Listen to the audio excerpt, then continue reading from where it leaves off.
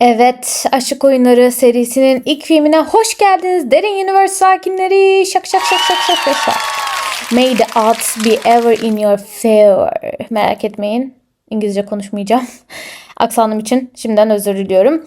Bu kapsamlı video sizi 2012'de yayınlanan Aşık Oyunları filminin derinliklerine götürecek. İlk film sadece bir gençlik romanı uyarlaması olmakla kalmadı. Aynı zamanda modern pop kültürüne damgasını vurdu diyebiliriz. Peki bu filmi bu kadar özel yapan neydi? Karakterlerinden sinematografisine, perde arkasından pazarlama stratejilerine kadar her yönüyle Açık Oyunları efsanesini masaya yatırıyoruz. Hadi kemerlerinizi bağlayın. Panem'in distopik dünyasına dalıyoruz.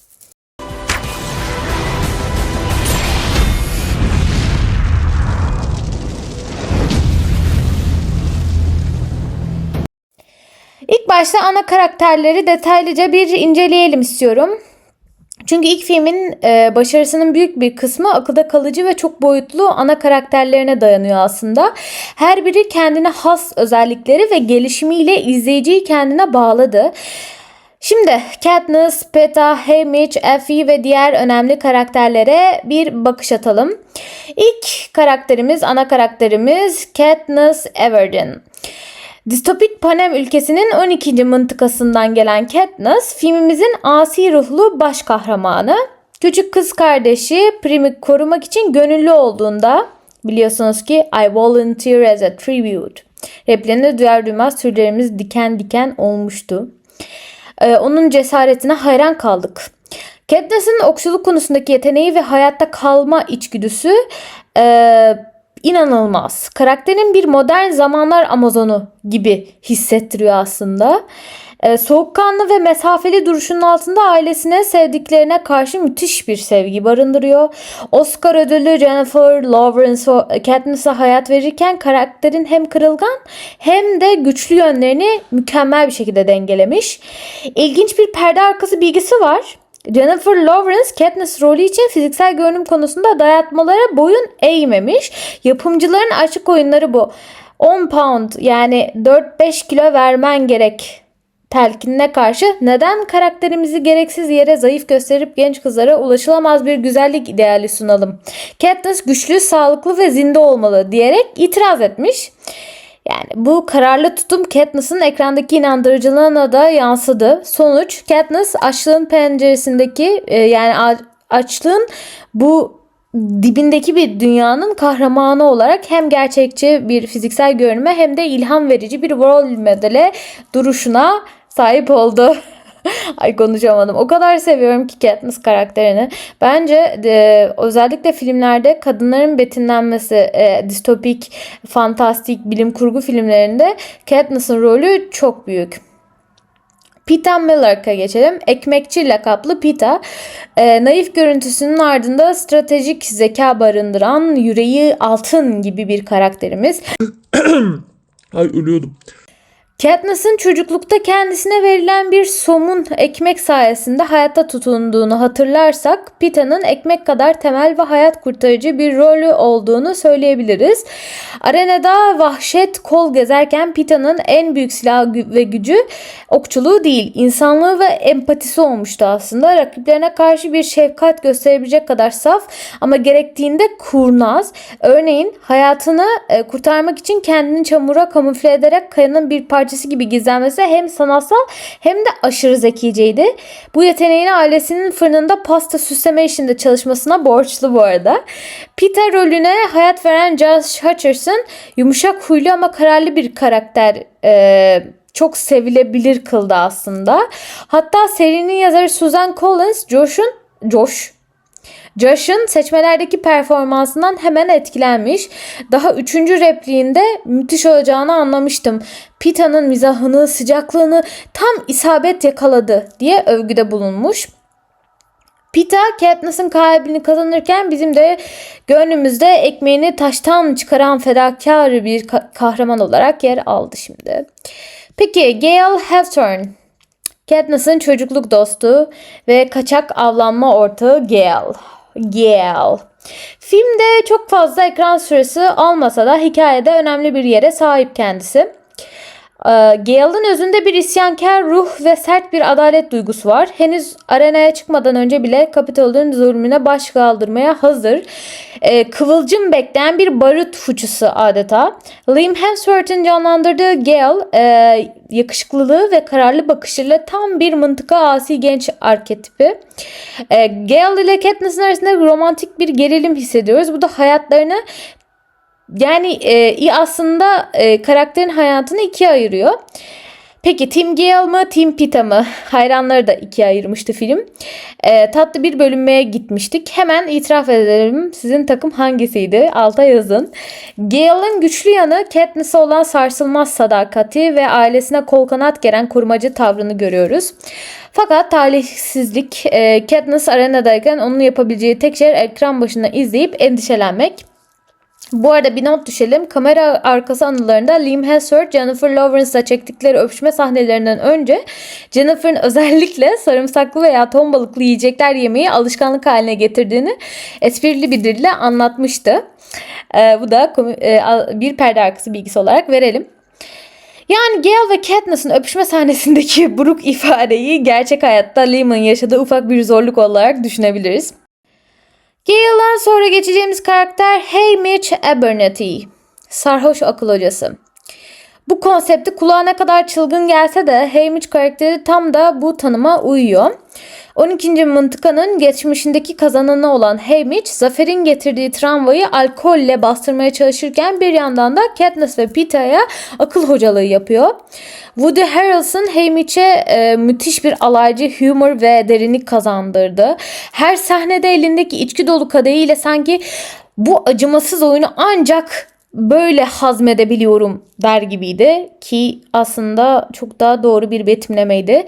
Eğlenceli tarafı Haymitch'in ağzından çıkan iğneleyici o yorumlardı aslında. Örneğin eğitim sırasında Pita'ya ayakta durabildiğin sürece kazanma ihtimalin var gibi sert ama gerçekçi öğütler vermesi. Karakterin hem umursamaz hem de aslında gençlere değer veren bir yanı olduğunu gösteriyordu. Şöyle bir perde arkası ilginç detay verelim. Woody Harrelson gerçek hayatta sıkı bir vegan. Çekimlerde ziyafet masalarında önüne gelen et, süt, yumurta bazlı yiyecekleri yemediği için çoğu sahnede onu bir şey yemek yerine bir şey içerken görüyoruz aslında. Neyse ki Haymitch karakteri sürekli şarap devirdiğinden Woody'nin sadece sebze atıştırıp kadehine sarılması kimseye tuhaf gelmedi. Yani Harrelson'ın vegan diyeti Haymitch'in alkolik imajıyla cuk oturmuş diyebiliriz arkadaşlar. Peki alaycı mizahın ardında acı dolu anıları barındıran Haymitch deli akıllı mentor tiplemesinin unutulmaz bir örneği oldu. Peki Effie Trinket'a geçelim. Effie Trinket, Kapitol'ün rengarenk, uçuk ve kuralcı temsilcisi Effie. Filmde karanlık atmosfere tebessüm kattı aslında. Pembe peruğu, abartılı makyajı ve her daim neşeli Kapitol tarzı tavırlarıyla Effie sanki başka bir dünyadan gelmiş gibiydi. Elizabeth Banks'in canlandırdığı Effie ilk başta yüzeysel ve aşırı resmi görünüyor. Yani mesela ilk repliği olan hadi çıkın o sahneye vakit nakittir tavrındaki telaşı yani unutmak zor. Katniss ve Pita'yı hazırlarken ne kadar şanslısınız Kapitol'de şölen var diye cıvıldaması onun başta çocukların ölüm kalım savaşını bir tür parti gibi gördüğünü gösteriyor. Ancak Effie'nin büyük olayı şu ki film ilerledikçe bu yapay cıvıltısının altında kendi kurallarıyla yaşayan ama kalbi kötü olmayan bir karakter olduğunu fark ediyoruz. Ne kadar kaba, bu masa ceviz ağacı lütfen diye kızdı. That is a mahongi. Mahongi. Umarım doğru söylüyorumdur. Repliği hafızalara kazınmıştı.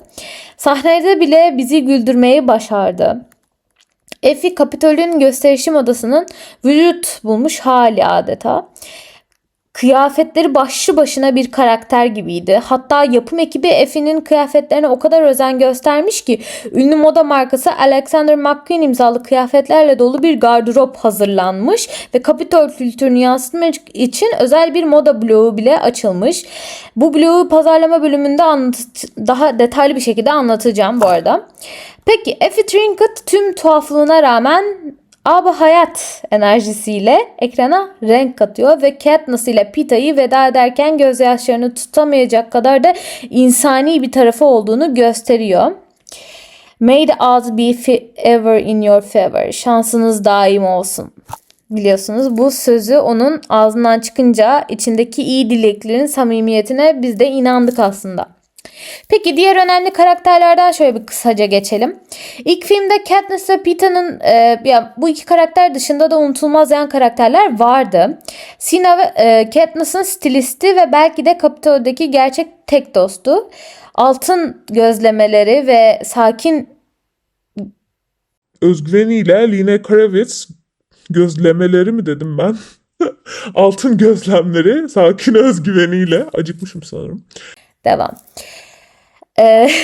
Lena Kravitz'in canlandırdığı Sina sessiz bir devrimci gibiydi aslında. Katniss'ı alevler içindeki kız yapıp sahneye çıkardığında sadece bir kostüm tasarlamadı. Aynı zamanda bir sembol yarattı. Rue, 11. mıntıkanın miniği, masumiyetiyle hepimizin kalbini burktu. Rue'nun ormandaki o kuş gibi çevik hareketleri ve naif gülümsemesi Katniss'a küçük kız kardeşi Prim'i hatırlatırken biz izleyicilere de insanlığın masum yanını hatırlattı. Amanda Stenberg'in canlandırdığı Rue'nun vedası filme belki de en dokunaklı sahneyi kazandırdı. Katniss'ın onu çiçeklerle uğurlaması sinema tarihinde gözyaşı garantili sahnelerden biri olarak yerini almıştı. Karakterlerden şimdi de Easter egg'lere yani gizli göndermelere geçelim. Bunu araştırırken ben de çok şaşırdım. Çok fazla bilgi öğrendim. Umarım siz de şimdi dinlerken eğlenirsiniz, zevk alırsınız. Sizin de ilginizi çeker. Şimdi dikkatli izleyiciler için Açık Oyunları filmi yüzeydeki hikayenin ötesinde pek çok küçük detay ve gizli gönderme barındırıyor. Bunlar bazen kitaba yapılan ince bir atıf oluyor. Bazen de filmin derinlik katmanlarını zenginleştiren sinematik ipuçları şeklinde karşımıza çıkıyor. Şimdi işte ilk filmdeki en ilginç Easter egg'lerden ve Gizli yönlendirmelerden ben bu video konuşamıyorum anladığım kadarıyla. Siz lütfen şey yapmayın. devam. En ilginç Easter egg'lerden ve gizli göndermelerden bazılarına geçelim. İlki Katniss'ın halüsinasyonunda babasının yüzünü görüyoruz. Yani Tracker Jacker genetiğiyle oynanmış eşek arıları saldırısından sonra Katniss'ın gördüğü halüsinasyon sahnesine dikkatle baktınız mı?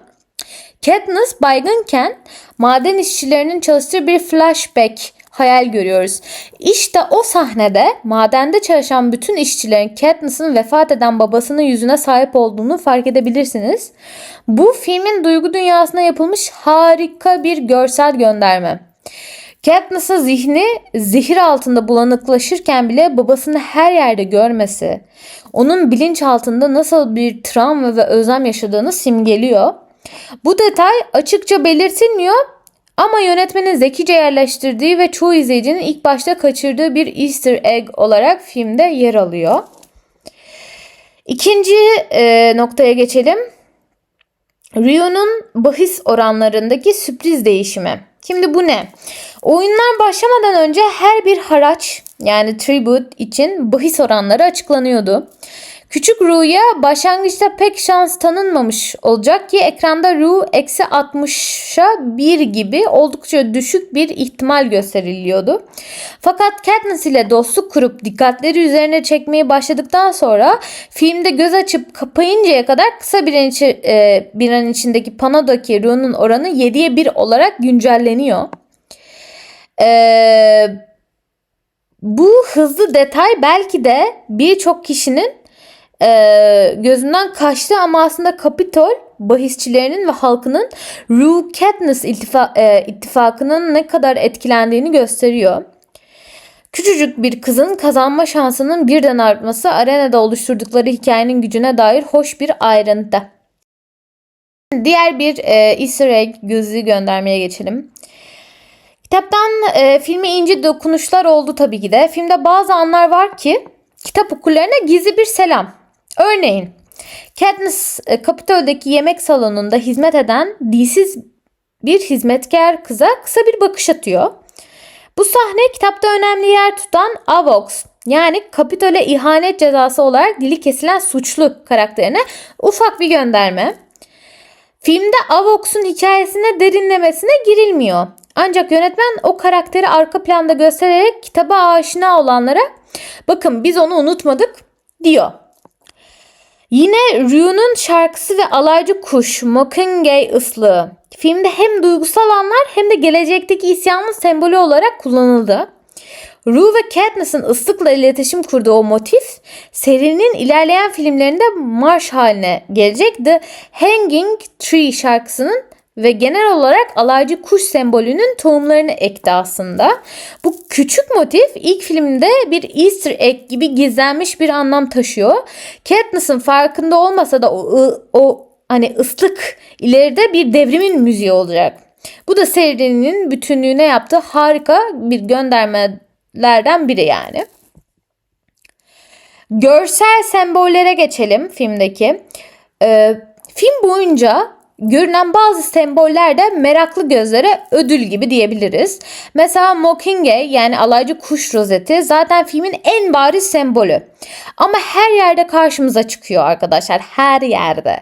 Mesela Katniss'in elbisesinde, arenanın kontrol odasındaki monitörlerde küçük ikonlar olarak ve tabii filmin sonunda Vanessa Crane'e sunulan o meşhur Nightlock zehirli meyvelerin kasesinin yanında bir desen olarak. Ki bu sahnede dikkatli bakarsanız o kasenin kenarında bir alaycı kuş motifi seçebilirsiniz. Nightlock demişken Katniss ve Pita'nın finalde intihara teşebbüs ederken kullandığı bu zehirli meyveler de ismine kadar ince düşünülmüş bir detay aslında. Gerçek hayatta ölümcül zehirleriyle bilinen güzel avrat otu yani Deadly Nightshade ve baldıran otu Hemlock bu bitkilerin bileşiminden üretilen hayali bir meyve Nightlock aslında. Yani doğadaki iki farklı zehrin ismi kurgu bir meyvede buluşmuş. Bu tür ayrıntılar filmin kurgusal evrenini zenginleştiren gerçekteki mitlere ve botanik bilgiye de selam tutan noktalar. Kısacası açık oyunlarına da bu filmde gözünüze ilk izleyişte çarpmayan birçok gizli lezzet var. Bu Easter egg'ler filmi tekrar izlerken vay be bunu önce fark etmemişim dedirten hoş sürprizler yaratıyor. Hem kitabın hayranlarına ekstra keyif sunuyor hem de filmin tekrar izlenebilirliğini de arttırıyor. Şimdi biraz da bilinmeyen perde arkalarına geçelim. Oyuncu seçimi ve seçmelerin hikayesinden girelim. Biliyorsunuz ki bugün Katniss ve Peeta denince aklımıza hemen Jennifer Lawrence ve Josh Hutcherson geliyor. Ancak bu roller için Hollywood'un yarısı neredeyse sıraya girmiş desek yeridir. Katniss Everdeen rolü için o dönemin parlayan birçok genç yıldızları seçmelere katılmış. Peki bunlar kimlerdi? Abigail Breslin, Little Miss Sunshine ile ünlü olmuştu bilirsiniz. Hailey Steinfeld biliyorsunuz True Grit ile çıkış yapmıştı. Saoirse Ronan, Shailene Woodley, Emma Roberts yani hepsi Katniss olmak için kamera karşısına geçmiş. Sonunda rol o dönem 20 yaşında olan Jennifer Lawrence'a verildi ve seçim başta biraz tartışma yaratmış. Çünkü Katniss kitapta 16 yaşında ve hayranlar başlangıçta Jennifer'ı biraz fazla olgun bulmuş. Ama Jennifer Lawrence performansıyla tüm şüpheleri silip süpürdü. Adeta rol için doğmuş gibiydi. Yani kimse buna karşı çıkamaz diye düşünüyorum. Peeta karakterinde de benzer bir durum var. Genç aktörler Hunter Parrish, Weeds dizisiyle tanınan bildiğiniz üzere Evan Peters, American Horror Story'nin yıldızı. Bu gibi isimler Peeta için düşünülmüştü. Josh Hutcherson da seçmelerde o kadar etkileyici bir performans sergilemiş ki yazar Susan Collins bile daha ilk cümleleri okurken işte Peeta bu dedirtti diyerek onay vermiş. Bu arada ilginç bir not var. Josh Hutcherson rolü kaptıktan sonra bile onun yanında kaslı kuvvetli Gale karakterine hayat veren Liam Hemsworth gören bazı hayranlar Peeta fiziği yeterince güçlü değil mi diye endişe etmiş. Fakat Josh Peeta'nın esas gücünün fiziksel değil duygusal olduğunu altını çizen bir oyunculuk ortaya koydu. Ki bu da kitabın anlattığı şeye o kadar uygun bir altyapı ki metne. Peeta zaten dış görünüşüyle değil, daha içsel dinamikleriyle öne çıkan bir karakterdi. Ayrıca filmdeki diğer önemli rollere baktığımızda Woody Harrelson, Elizabeth Banks, Lenny Kravitz, Daniel Sutherland gibi deneyimli isimlerin yanı sıra birçok genç yetenek de kadroya dahil olmuştu. Özellikle haraçları oynayan genç oyuncular arasında gelecekte yıldızı parlayan biri vardı. Birinci Mıntıka'nın Gaddar Marvel karakterini canlandıran Jack Quaid.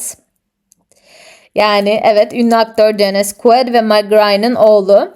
Bugün popüler dizi olan The Boys ile tanıdığımız Jack Quaid'in ilk filmde ufak da olsa yer alması geri dönüp bakınca hoş bir sürpriz aslında. Hadi filmin çekim mekanları ve atmosfer yaratım sürecinden bahsedelim. Filmin büyük bölümü Amerika'nın Kuzey Carolina eyaletinde ormanlık alanlarda çekildi. District 12'nin fakir kömür madeni kasabası atmosferini yakalamak için mekan olarak terk edilmiş bir köy kullanıldı. Bu sayede set dekoruna gerek kalmadan gerçekçi bir yoksulluk hissi de elde edildi. Arena sahneleri ise zorlu doğa koşullarında çekildi. Kamera arkası röportajlarında oyuncular ormanda çekim yapmanın hem keyifli hem de yorucu olduğunu dile getirdi.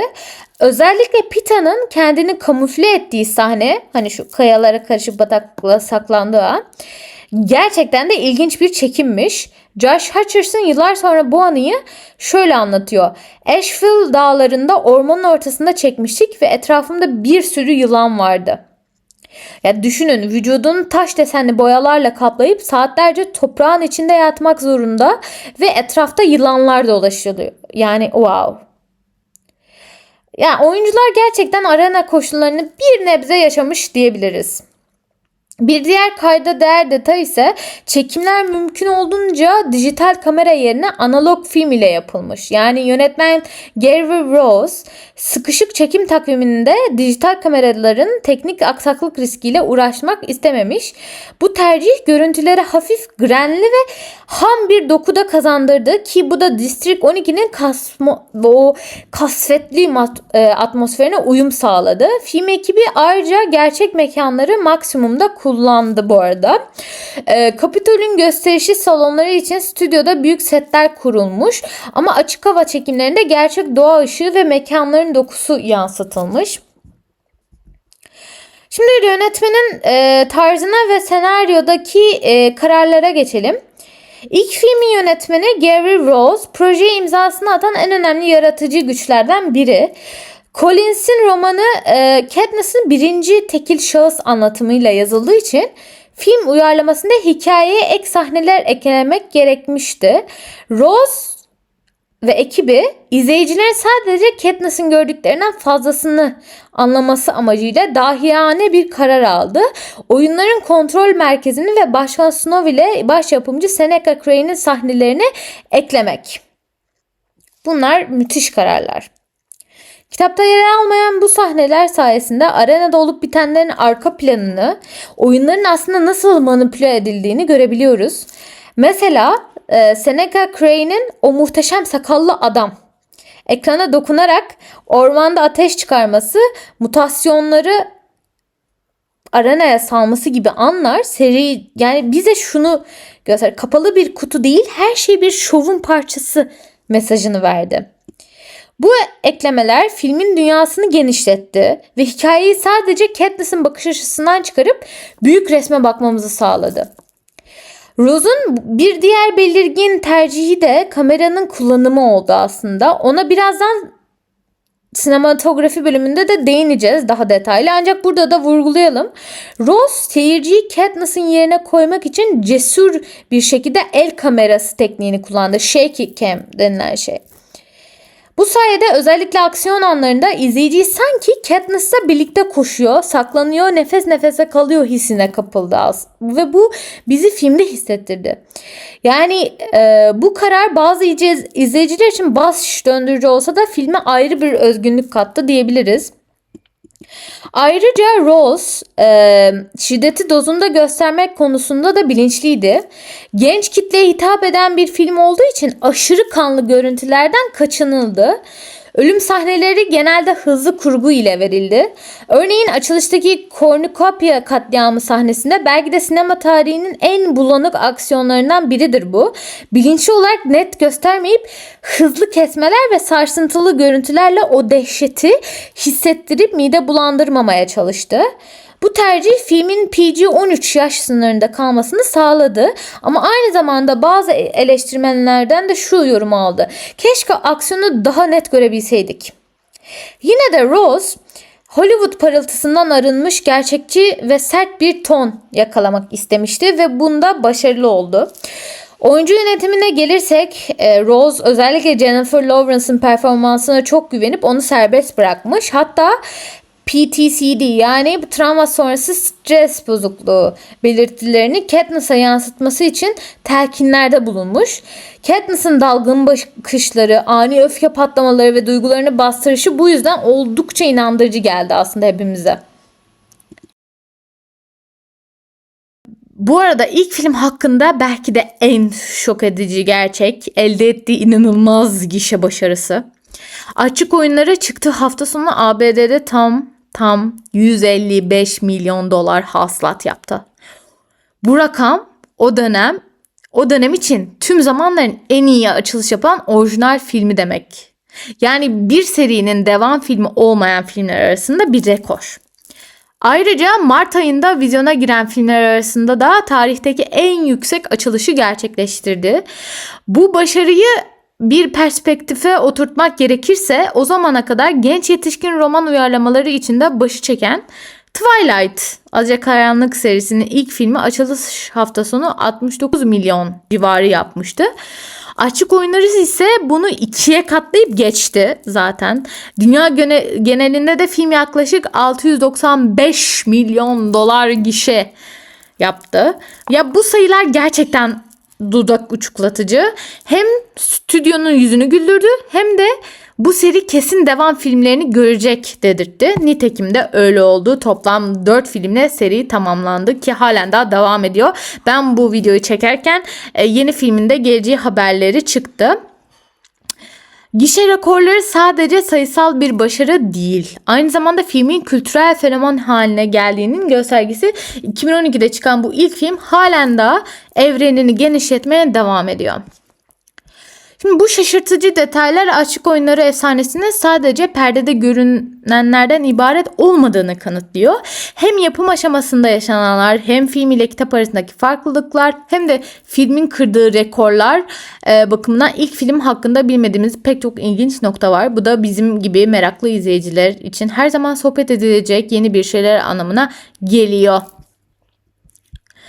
Şimdi kısaca biraz da sinematografik olarak ele alırsak bu filmi. Açık Oyunlar'ın ilk filmi sadece hikayesiyle değil, önceden de anlattıklarıma sinemasal anlatım diliyle de dikkat çekiyor. Özellikle yönetmen Gary Rose ve görüntü yönetmeni filmin atmosferini izleyiciye aktarmak için belirgin bazı sinematografik tercihler yapmışlar. Şimdi gelin bakalım filmin teknik açıdan inceleyelim. Kamera kullanımı, renk paletini, kurgu ve atmosfer yaratımı konularında neler ön plana çıkmış. İlk olarak filmin belki de en tartışmalı ama aynı zamanda en immersive yani içine çeken yönü kamera kullanım tekniği. Gary Rose izleyicinin Katniss'ın deneyimini birebir hissetmesi için sıkça daha önceden de söylediğim shaky cam denilen elde kamera yöntemini kullanıyor. Özellikle aksiyon ve kaos anlarında kamera sürekli hareket halinde. Titrek ve karakterlerin omzunun dibinde geziyor. Şimdi bu ne sağlıyor? Mesela açılışta mıntıkadaki koşuşturma, ormandaki ev sahneleri veya arenada kornukopyadaki ilk çatışma. Tüm bu sahnelerde biz de sanki Katniss'la birlikte koşuyormuşuz gibi heyecanlanıyoruz, nefes nefese kalıyoruz. Kameranın bu sallantılı ve yakın plan tarzı sayesinde birinci şahıs deneyimine yaklaşıyoruz. Tabii dezavantajı bazı izleyiciler için rahatsız edici olabilmesi. Hatta sinemada bazı kişiler bu yüzden baş dönmesi yaşadıklarını bile söylemişti.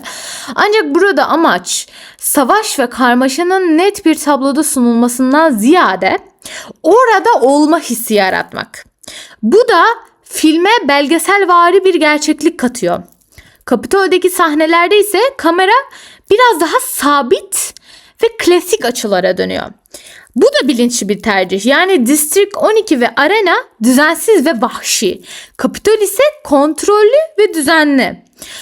Dolayısıyla Kapitol'de geniş açılar, sabit kamera, temiz kadrajlar görürken Katniss'in dünyasında omzunun arkasından takip eden sallantılı bir kamera bizi karşılıyor. Bu tezat izleyicinin psikolojik olarak iki farklı dünyayı hissetmesini sağlıyor. Kurgu da kamera kadar hızlı ve karakter odaklı. Özellikle şiddet sahnelerinde bilinçli olarak hızlı kesmeler kullanılmış. Örneğin başlangıçtaki kanlı dövüşü net bir şekilde görmüyoruz. Bunun yerine hızlı flashlar, bulanık hareketler ve yüksek ses efektleriyle ne olduğunu anlıyoruz. Ama tam anlamıyla görmüyoruz. Bu tür bir kurgu tercihi hem şiddetin grafik gösterimini azaltarak filme onay sınırını geçirmiyor, hem de anın dehşetini kaotik bir montajla veriyor. Yani bazı eleştirmenler bu sahneler daha anlaşılır olabilirdi diye eleştirse de genel kitle Katniss kadar ne olup bittiğini şaşkınlıkla anlamasın diye bu yaklaşım uygun görülmüş. Yine de film genelinde tempo oldukça dengeli. Yani aksiyon anları hızlı kesilirken duygusal anlar, özellikle Ron'un ölümü gibi uzun planlar ve sakin akışlarla sunuluyor ki izleyici o anların içine girebilsin. Şimdi de filmin en çok konuşulan özelliklerinden renk paletine geçelim. Filmin görsel tonlaması hikayenin geçtiği mekanlara göre çarpıcı bir şekilde değişiyor. Mesela District 12 sahnelerinde soluk, pastel ve yıkanmış, yani desature dediğimiz renkler hakimdi.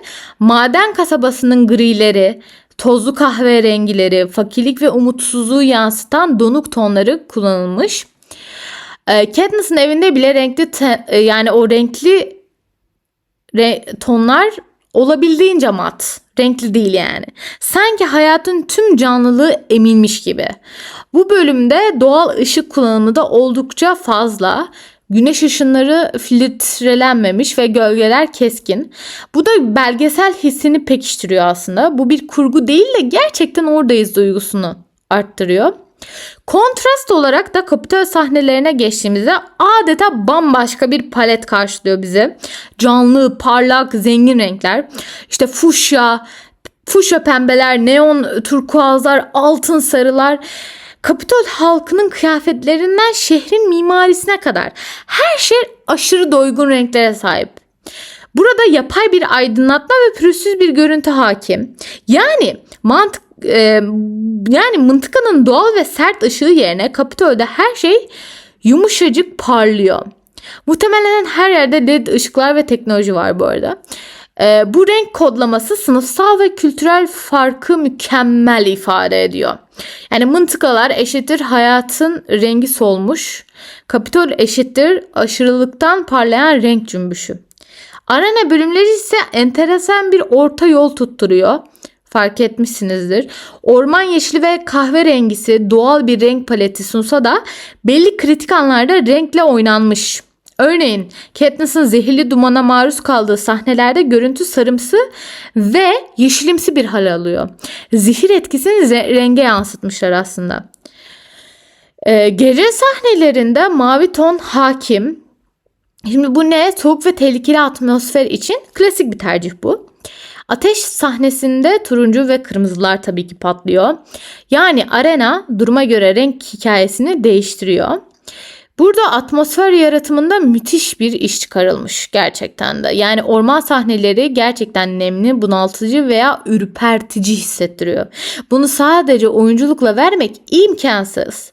Renk ve ışıkla da bunu başarmaları gerekiyordu ve bu sınavdan çok iyi çıkmışlar. Mesela ağaçların tepelerinden süzülen ışık huzmeleri Katniss'in ağaçta uyurken güvenli bir sığınak hissi veriyor yani. Ancak zemine indiğimizde gölgeler ve karanlık hakim. Ses tonumdan anlamışsınızdır. Her an birinin fırlayabileceği hissi tedirgin edici yani. Ya bir evren kurmak o kadar da kolay değil. Peki, sinematografik analizde sesi de es geçmemek lazım. Ki ses çok önemli. Zira atmosferin yarısını ses yaratıyor. James Newton Howard imzalı film müziği stratejik olarak çok ölçülü kullanılmış. Filmde uzun süreler müzik olmadığını fark etmiş olabilirsiniz. Özellikle Reaping yani mıntıkadaki kura çekimi sahnesinde. Evie'nin neşeli sesi dışında derin bir sessizlik var. Başka hiçbir ses yok. Ki bu anın gerilimini muazzam arttırıyor. Tek bir müzik notası olmasa da boğazımız düğümleniyor. Arenadaki mücadele sırasında da zaman zaman müzik tamamen kesiliyor. Sadece doğal sesleri duyuyoruz. Yani dalların kırılması, kuş sesleri, uzaktaki bağırışlar. Sadece bunlar duyuluyor. Bu bilinçli sessizlik realizmi destekliyor. Tabii müziğin devreye girdiği anlar da çok etkili bu yüzden. Aslında iki kontrast birbirini besliyor. Rio'nun ölümünde çalan hüzünlü tema mesela yani yüreklere dokunuyor dediğimiz o klişe cümleyi kuracağım çünkü öyle. Hepimiz duygulandırıyor o müzik.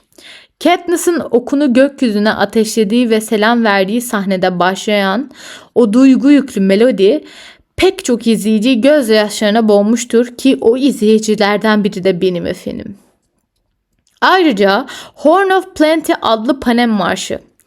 Şimdi Kapitol'deki geçit töreninde duyduğumuz o görkemli müzik de bestecinin orijinal eseri ve Kapitol'ün propagandasını pekiştiren bir dokunuş. Marş o kadar akılda kalıcı ki serinin ilerisinde devrim marşı olarak halk tarafından tersine çevriliyor. Filmin ses tasarımı da bu kadar bahsettik. Harika yani. Ok yayının gerilme sesi, ormanda yaprak hışırtıları, maden patlaması sesi, hatta açlık gerek insanların mide gurultuları. Uf. Bunların hepsi ince ince işlenmiş. Özellikle mutluluk ve hüznün zıtlaşması sahnelerinde ses kullanımı da dikkat çekici. Yani örneğin Katniss Tracker Jacker zehrinden halüsinasyon görürken babasının şarkı söylediği bir anıyı hatırlıyor. Ses burada yankılı ve rüya gibi verilmiş. Ve bizi de yani izleyiciyi de transa sokuyor aslında. Ardından ölümüne dövüşen haraçların gürültüsüyle gerçekliğe dönüyoruz. Bu ses geçişleri filmin duygusal iniş çıkışlarını da çok iyi hissettiriyor. Yani arkadaşlar bu kadar anlattığım şeyden halen daha devam ediyoruz bu arada. Daha bahsedecek çok şey var. Prodüksiyon tasarımı ve kadrajlamadan da bahsedeceğim. Ama anlayacağınız üzere evren kurmak çok zor. Bunu tekrar bu videoda söyleyeceğim. Özellikle distopik bir dünya kuruyorsanız. Şimdi sinematografik analizde değinilmesi gereken bir yönde sahnelerin kadrajlanması ve set tasarımı var. Filmin sanat yönetmenleri mekanları öyle tasarlamış ki kamera nereye dönerse dönsün bize hikaye anlatmaya devam ediyor. Örneğin Katniss ile Pita'nın Kapitol'deki eğitim merkezine ilk girişlerindeki sahneden bahsediyorum. Kamera geniş açıyla mekanı gösteriyor. Duvarlarda önceki oyunların şampiyonlarının fotoğrafları, lüks bir şamdan zengin bir büfe masası görüyoruz. Bu tek planda bile Kapitol'ün ihtişamını ve oyunların geçmişini hissettiriyor bize. District 12'de Greasy Sane'in pazar yerindeki tezgahı, arka planda devrilmiş maden vagonları, paslı tenekeler. Her şey yokluğu anlatılıyor mesela. Kostümler zaten başlı başına bir görsel anlatıcı aracı olmuş durumda. Yani Evie'nin rengarenk kıyafetleri çerçevenin her milimini dolduruyor. Yani özellikle Katniss ve Pita'nın ateş kostümleri zaten kamerada gerçek alev gibi parlıyor. Bu film giysi ve dekor yoluyla da hikaye anlatımının güzel bir örneği. Özellikle Tribute Parade yani haraçların açılış geçidi sahnesinde prodüksiyon tasarımı zirveye ulaşıyor. Devasa bir stadyum, ekranlarda mıntıka numaraları, fütüristik arabalar, binlerce Kapitol vatandaşı figüranı. Yani kamera bir Katniss'lara yakın çekim, bir tribünlere geniş çekim gidip geliyor. Bu geçişler sayesinde de hem karakterlerin duygusunu, yakın çekimdeki Katniss'in o gergin ama kararlı yüzü, hem de olayın büyüklüğünü yani geniş açıda arenanın muazzam kalabalığı ve görkemi aynı anda kavruyoruz bir izleyici olarak. Ve unutulmaz an var ki Katniss'in ve Pita'nın kostümlerinden alevler yükselirken kamerayı yukarıdan dönerek ikisini kadrajın ortasında birer alev tanrısı gibi gösteriyor. İşte o an alevler içindeki kız miti sinematik olarak doğuyor. Toparlarsak Açık Oyunlar'ın ilk filminde kullanılan o sinematografik dil izleyiciyi Panem dünyasına çekmek için çok etkili. Yani bir araç haline gelmiş. Sarsıntılı kamera hareketleriyle karakterin yanına konumlandık. Renk paletleriyle yoksulluk ve zenginlik arasındaki uçurumu gördük. Kurgu sayesinde gerilim tırmandı ya da duygular demlendi. Ses tasarımlarıyla da ürperdik ve duygulandık ve o dünyada hissettik. Tüm bu unsurlar birleşerek filmin atmosferini unutulmaz kılıyor ve özellikle genç yetişkinlere yönelik bir bilim kurgu filminde bu denli sanatsal dokunuşlar görmek filmi türe benzerlerinden ayıran önemli bir faktör haline getiriyor ve hatta türünün liderliğini üstleniyor bu film. Bir de bu filmin şimdi geçelim film hakkındaki yorumlara. Biliyorum çok uzun bir video oldu ama konuş Hunger Games bitmeyen bir şey. Bitmeyen bir dünya. Genel tepkilerden bu film çıktıktan sonra bahsedelim. Yani kültürel bir fenomene dönüştü demiştim. Genç yetişkinler tarafından çok sevilmişti vesaire. Şimdi bunu detaylıca o dönemdeki yorumlardan bahsedelim. Filmin vizyona girmesiyle birlikte eleştirmenlerden ve izleyicilerin çoğunluğundan pozitif yorumlar gelmişti. Çoğu kişi Suzanne Collins'in sevilen kitabının başarılı bir uyarlamasını izlediği için memnundu. Özellikle Jennifer Lawrence'ın performansı göklere çıkarıldı. Pek çok izleyici Katniss'ı sanki kitaptan çekip çıkarmışlar diyerek Lawrence'ın canlandırmasını övdü. Filmin Rotten Tomatoes skoruna %84 civarında olması sadece hayranların değil genel olarak eleştirmenlerin de filmi beğendiğini gösteriyor. Seyirciler arasında en çok konuşulan sahnelerden biri tabii ki de Ru'nun ölümüydü ve Katniss'in onu uğurlamasıydı. Sinema salonlarında yani hıçkıra ağlayan insanlar görmek işten bile değildi. Yine Katniss'in gönüllü oluyorum diye bağırdığı sahnede alkışlayan, tezahürat yapan seyirciler rapor edilmiş. Ya tabii ki tek düze bir övgü korosu yoktu bu arada. Bazı izleyiciler elde kamera tekniğinden rahatsız olduklarını da dile getirdiler. Hatta internet forumlarında başım döndü ne olduğunu anlayamadım ilk 10 dakikada diyenler oldu. Bu bir kısmı seyirci de kitapta yer alan bazı sahnelerin örneğin az önce bahsettiğim Madge karakteri ve Avox hikayesi filmde olmamasından üzüntü duyduğunu belirtti. Ya ama o kadar çok beğenen oldu ki bunlar küçük eleştiriler olarak kaldı. Sinema Score gibi izleyici anketlerinde film A notu aldı. Bu arada 2012 yılında sosyal medya artık hayatımızın merkezine iyice yerleşmişti.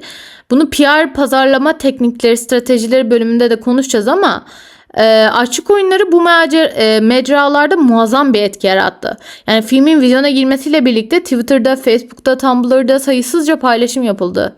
Yani Twitter'da global trend topic olan hashtagler çıktı. Örneğin May the odds be ever in your favor yani şansınız daim olsun. Team Pita vs. Team Gale geyikleri uzun süre konuşuldu. I volunteer as a tribute yani gönüllü oluyorum repliği sosyal medyada bir mizah ifadesine dönüşmüştü. GIF'ler vesaire yani çok fazla sosyal medyada meme ortaya çıktı. Açık Oyunları mutfakta gibi parodi videolar üretildi vesaire. Filmin biraz şundan bahsedelim toplumsal ve kültürel etkisinden özellikle şu dönemlerde. Filmin sosyal medyadaki etkisi o dönemden bahsediyorum. Sadece eğlence amaçlı içeriklerle kalmadı. Gerçek dünyada da karşılık buldu. Filmde 3 parmak selamı yani Katniss'in Ru'ya saygı göstermek için kullandığı bir süre sonra bazı ülkelerde gerçek protesto gösterilerinde kullanıldı. Özellikle Güneydoğu Asya'da demokrasi yanlısı protestocular bu filmin selamını kendi mücadelelerinin sembolü haline getirdiler. Bu bir popüler kültür öğesinin toplumsal harekete ilham vermesi açısından dikkat çekici bir örnek oldu. Ayrıca filmin en bariz etkilerinden biri okçuluğun gençler arasında popülerleşmesiydi. ABD'de ve dünyada okçuluk kulüplerine kayıt yaptıran gençlerin sayısı film sonrası ciddi oranda artış göstermiş. Hatta ABD Okçuluk Federasyonu yazarı Susan Collins'e bir teşekkür mektubu bile yazmış. Şunu demiş: okçuluğu modern zamanlarda hiç olmadığı kadar havalı hale getirdiniz diye minnettar olduklarını dile getirmiş. Özellikle genç kızlar arasında Katniss Everdeen'ın etkisiyle bir ok atma merakı başlamış. Spor kulüpleriyle ilgili, yani spor kulüpleri bu ilgi patlamasından bahsetmişler. Bunu belki de en son Yüzüklerin Efendisi Legolas karakteriyle yaşamıştık. Ancak Katniss bunu bir kadın kahraman olarak başardı. Sosyal medyada herkes eline basit bir yay alıp Katniss'çılık oynadığı fotoğraflar paylaşıyordu bu arada. Bu arada başka...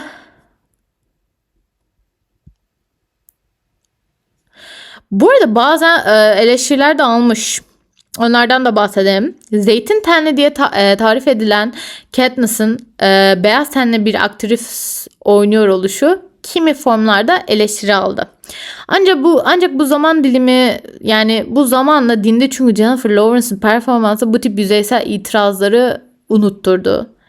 Yani işte dış görünüşün gerçekten hiçbir öneminin olmadığının göstergesi. Bir karakteri, özellikle Percy Jackson dizisini izlediyseniz, orada da Annabeth ile ilgili çok fazla tartışma çıkmıştı. Annabeth neden siyahi falan filan diye. Bunların hepsi bana çok saçma tartışmalar geliyor. Dış görünüş, eğer karakter oyuncu eşleşmesi iyiyse dış görünüşün hiçbir önemi kalmıyor. Yani oyuncu karakteri iyi yansıttıktan sonra dış görünüşün hiçbir önemi kalmıyor arkadaşlar. Bu arada film için uygulanan PR ve pazarlama stratejilerinden bahsedeyim. Aslında daha fazla bilgi var. Fan tepkileri ve tartışmalardan bahsetmek istediğim ama çok uzun bir video olacak. O yüzden PR ve pazarlama stratejilerine geçiyorum bu filmin kullandığı. Ki bu filmin başarısının arkasında perde önündeki içerik kadar perde arkasındaki tanıtım çalışmaları da yatıyor. Açık Oyunları ilk filmi özellikle genç kitleye ulaşmak için dönemin en yaratıcı ve kapsamlı pazarlama kampanyalarından birine imza attı. Lionsgate stüdyosu daha film çıkmadan aylar önce adeta bir panem fırtınası estirmişti. İşte bakalım fragmanlardan viral kampanyalarına, afişlerden röportaja kadar bu filmin pazarlama serüveninin önemli adımlarına geçelim. Tabii ki ilk tanıtım atağı filmlerden yayınlanan kısa bir teaser ile başladı. 2011 MTV Video Müzik Ödülleri'nde yalnızca Katniss'ın arenada koştuğu ve ormandaki alevlerden kaçtığı kısacık bir klip gösterildi ki ben de size şimdi gösteriyorum. Bu teaser pek bir şey açık etmiyordu ama hayranları heyecanlandırmaya yetti. Ardından 2011 Kasım'ında tam uzunluk ilk fragman yayınlandı hayranlar için ve herkes için tabii ki de ve internette rekor hızıyla yayıldı. Fragmanda Ryu'nun ıslığı, Kapitol'ün gösterişi görüntüleri ve Katniss'ın gönüllü oluyorum anı ustaca harmanlanmıştı. YouTube'da ilk günde milyonlarca izlenme alan fragman sosyal medyada trend olmuştu. Fragmanın sonunda çıkan alaycı kuş logosu ve yükselen müzik hayranların tüylerini diken diken etti desek yeridir. Lionsgate fragman işini o kadar ciddiye aldı ki ikinci bir fragman daha yayınlayıp her seferinde yeni sahneler göstererek merakı diri tuttu. Bu fragmanlar sinemalarda popüler filmlerin önünde oynatıldı. O dönem vizyonda olan Twilight Breaking Dawn'un önünde Hunger Games fragmanını görmek iki fandomun da buluşma anı gibiydi ki doğru bir aslında hedef kitle oluşumu. Çünkü Twilight Breaking Dawn'un hedef kitlesiyle Hunger Games, bu arada bence karşılaştırılamaz filmler. Twilight o kadar leş, yani buradan fandomlarına özür diliyorum ama leş bir film. Ama hedef kitleleri benzer iki film. Bu yüzden çok doğru bir strateji. Bu arada filmin posterleri de en az film kadar ikonik olmuştu. İlk teaser posterinde sadece altın bir alaycı kuş sembolü ve etrafında alevler vardı. Üstünde ise büyük harflerle "The world will be watching", yani dünya izliyor olacak sloganı yer alıyordu. Bu slogan hem filmin temasına uygun şekilde Panem halkının oyunları izlemesine gönderme yapıyor, hem de meta bir şekilde o Mart ayında bütün dünyanın bu filmi izleyeceğine göz kırpıyordu. Daha sonra karakter posterleri yayınlandı. Şimdi size gösteriyorum. Katniss, Peeta, Gale, Haymitch, Effie ve diğer karakterlerin tek tek afişleri internete düştü. Özellikle Katniss'ın yayı gerip okunu ufukta bir şeye doğrulttuğu poster çok beğenilmişti. Hatta bu posterin yüksek çözünürlüklü hali billboardlara, dev yani açık hava panolarına asıldı ve şehir meydanlarında sergilendi. Hatırlarsınız ki belki Türkiye'de bile bazı sinema salonlarının girişine Katniss'ın o dev posterlerini koymuştu. Afişlerde yine "May the odds be ever in your favor" gibi film replikleri slogan olarak kullanıldı. Ve bu cümleler günlük dile de sirayet etmişti bu arada. Sirayet falan. Uf, ne kelime kullandım be. Ayrıca pazarlama ekibi Kapitol'ün propagandasını taklit eden afişler de hazırladı. Örneğin her mıntıkanın amblemi ve yanına onların haraçlarının silüetleri gibi sanki Kapitol tarafından yapılmış 74. Aşık Oyunlarına hoş geldiniz tarzı posterler. Bu yaratıcı dokunuş hayranların koleksiyonuna girecek çeşitlilikte bir afiş arşivi de oluşturdu. Şimdi geçelim viral interaktif kampanyalara. Lionsgate'in en dahice hamlelerinden biri hayranları film çıkmadan Panem dünyasının içine çekmek oldu. Diğer videolarımda göreceğiniz üzere interaktif kampanyaların başarısından bahsedeceğim. Bunun için 2012'nin başlarında kapsamlı bir viral kampanya başlattılar. Öncelikle bir web sitesi ağı kuruldu.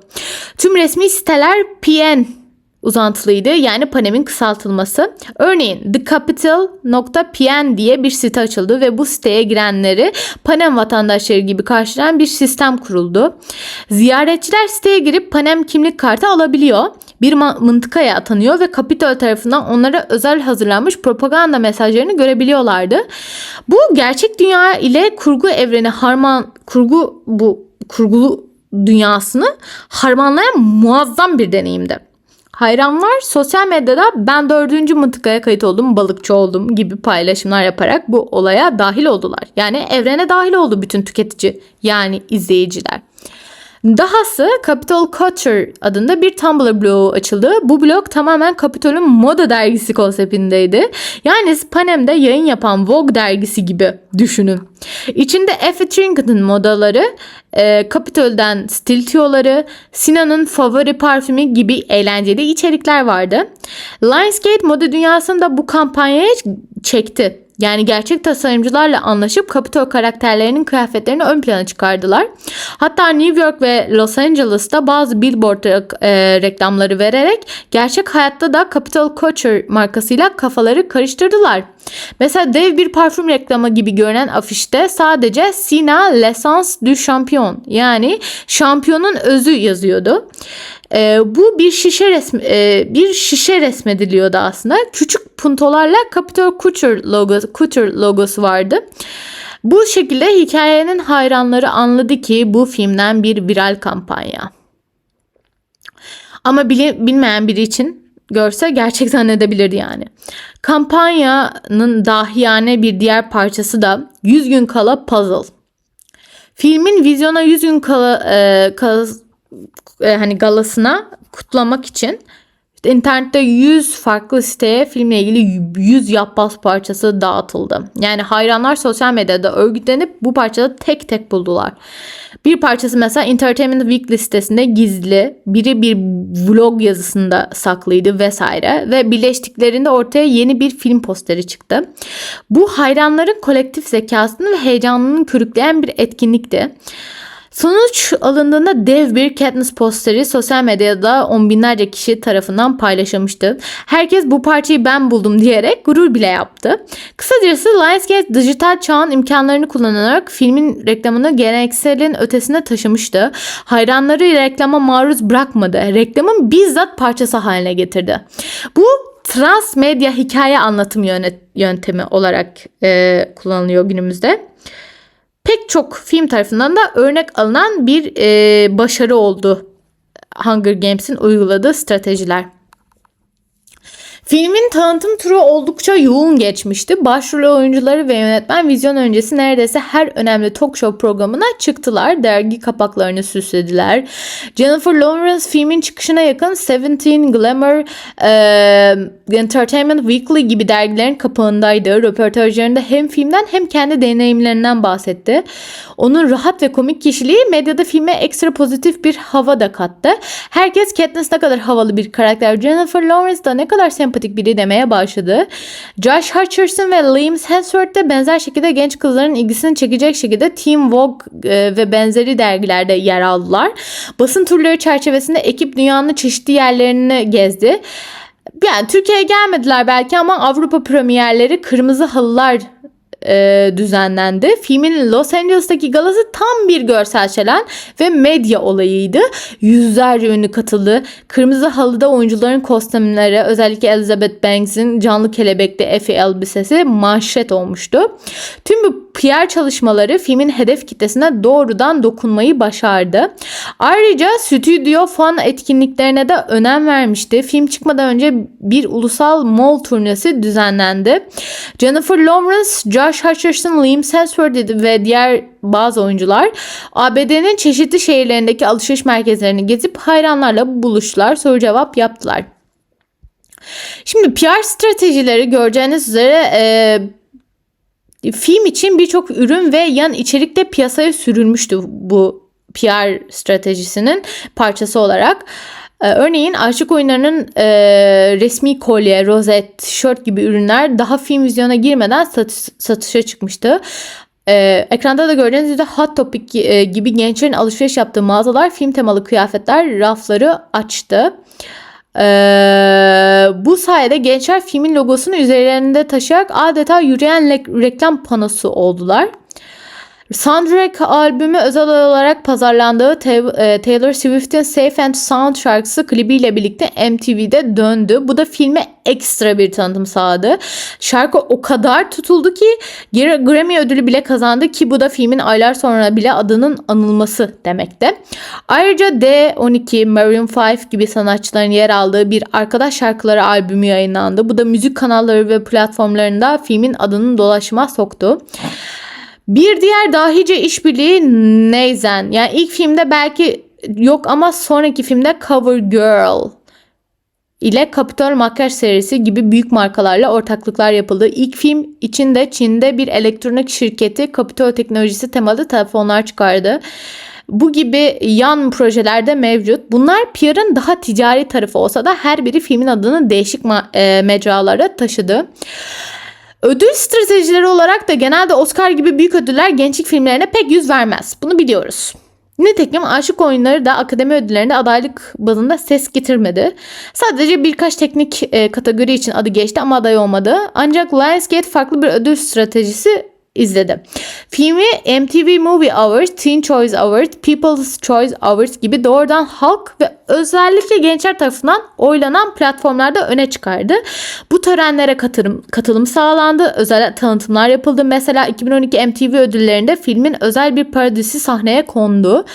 Ana oyuncular törende esprili skeçler yaptı. Bu sayede film kendi kitlesini takip ettiği ödüllerde sürekli görünür oldu. Golden Globe gibi yerlere çok mesai harcanmadı. Ama Safe and Sound şarkısı için bir kampanya yürütülüp Altın Küre adaylığı alındı. Presiz için çok iyi bir hamleydi bu arada. Neticede filmin esas zaferi fanlardan gelen ödülleri toplamak oldu. Bu da PR'ın bir parçasıydı. Bakın sizin sayenizde ödüller kazandık diyerek hayranlarla film arasında duygusal bir bağ kurdu. Serinin sonraki filmlerinde de bu strateji devam etti. Her yıl MTV'de birkaç ödül mutlaka cebe atıldı. Yani PR stratejisi olarak hayranlarını filmin bir parçası haline getirdi. Ve ödül kazandığında film sanki hayranlar kendileri de ödül kazanmışçasına sevindiler. Yani genel olarak Aşık Oyunları'nın pazarlama kampanyası hem geleneksel yöntemleri hem de yenilikçi dijital taktikleri çok iyi harmanladı. Fragmanlar ve posterlerle genel kitleyi hedeflerken viral web siteleri ve sosyal medya kampanyalarıyla fanatik hayvanlar. Kendime hayvan dedim çünkü ben de hayranıydım. Hayranları meşgul etti. Oyuncuların popülaritesini özellikle Jennifer Lawrence faktörü olumlu PR ile parlayıp filmin lehine kullanıldı. Sonuç vizyona girdiğinde zaten inanılmaz bir talep yaratılmış olan film beklentileri aşarak gişede patladı. Pazarlaması film bir olay haline getirdi aslında. Bir event haline getirdi. Herkesin konuştuğu bir olguya dönüştürdü. Öyle ki filmi izlemeyenler bile en azından bu açık oyunları da neymiş diye merak eder haline geldi. Bu stratejiler ders niteliğindedir bu arada ve pek çok yapım sonrasında benzer yollar izlemeye çalışmıştır ancak o yapamamıştır yani. Açık oyunlar ise kendi oyununu kurup kazanan taraf olduğu diyebiliriz. Sevgili Derin Universe sakinleri, Panem Diyarı'na yaptığımız bu eğlenceli ve detaylı yolculuğun sonuna geldik sonunda. Oh, çok uzun bir video oldu, farkındayım. Buraya kadar geldiyseniz zaten helal olsun. Videonun yorumlarında da yazın. Deyin ki ben sonuna kadar geldim. Hepinize yorum atarım sonuna kadar. Gelenlere bir kalp, gülücük, bir teşekkür gelir. Açık oyunlarının ilk filmi güçlü karakterleri, sürükleyici hikayesi ve başarılı sinema diliyle sadece gençlik filmi değildi yani. Aynı zamanda modern bir fenomen haline geldi.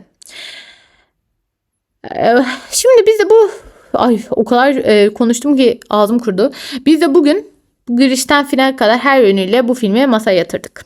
Katniss Pitta'nın yüreklerimize dokunan Katniss ve Pitta'nın işte o müthiş sahnelerinden kamera arkasına kadar her şeyi konuştuk.